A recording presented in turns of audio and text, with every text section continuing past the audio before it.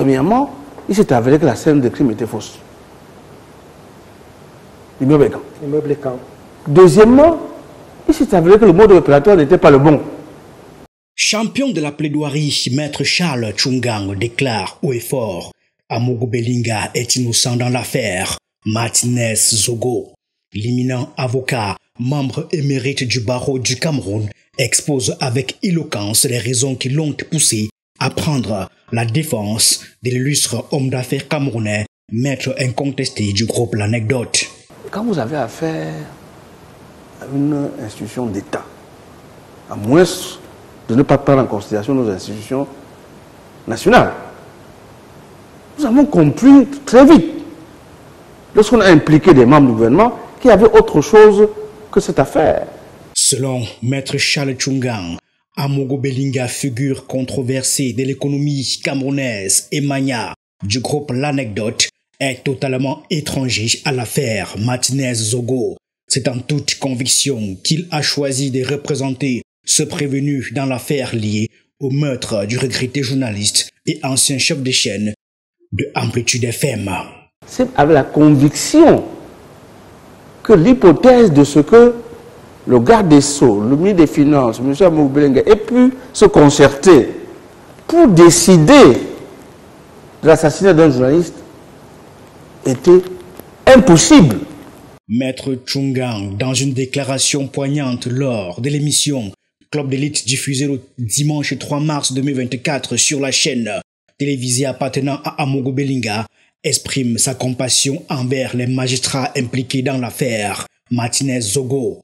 Il affirme avec une conviction inébranlable avoir accepté la défense de Jean-Pierre Amogo Belinga en toute lucidité, convaincu de l'innocence de son client. Les gens qui recourent à la justice souvent pour défendre leur honneur et leur considération, je ne les vois pas en train de participer à une opération criminelle comme cela. Oui, j'ai accepté cette cause en toute conscience et en sachant que nos clients n'y étaient pour rien. De plus, il souligne que ce procès mettra en lumière la direction générale de la recherche extérieure devant le grand public, une exposition sans précédent pour un service de renseignement. Laissez qu'on rentre dans le quotidien de nos services de renseignement, c'est d'une gravité à nulle autre pareille.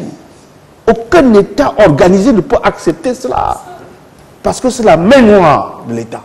Il s'indigne vivement contre cette mise en scène publique des services de renseignement. Qualifiant cela de pure-fiction, ses propos laissent entendre une critique voilée sur les ambitions personnelles qui pourraient sous-tendre cette affaire, évoquant la notion de poste de manière énigmatique. La bagarre pour les postes ne peut pas justifier que l'on détruise, n'est-ce pas, la crédibilité de l'État comme celui-ci. Il met également en garde contre les graves conséquences que cette affaire aura sur deux piliers essentiels de l'État camerounais, la justice et les services de contre-espionnage. Pour lui, l'intrusion dans le fonctionnement quotidien des services de renseignement est d'une gravité sans précédent, inacceptable pour tout État organisé. Pour moi, ça c'est un accident du fonctionnement d'un État normal. C'est un accident. Parce que cela n'aurait jamais dû avoir lieu. Vous comprenez? Il y a des choses que nous avons décidé de ne pas dire parce que ce n'est pas à l'avantage de notre État, parce que nous sommes quand même des patriotes. Cette déclaration soulève des questions cruciales sur les enjeux cachés derrière cette affaire. En effet, la déclaration retentissante de Maître Tchungang, défenseur d'Amogo Belinga, survient à un moment crucial alors que les premières inculpations viennent d'être prononcées après plus d'1 an d'enquête sur l'affaire Martinez Zogo. Les conclusions de l'information judiciaire menée par le magistrat instructeur Dié Pierrot ont conduit à la mise à disposition d'une quinzaine de suspects devant le tribunal militaire de Yaoundé.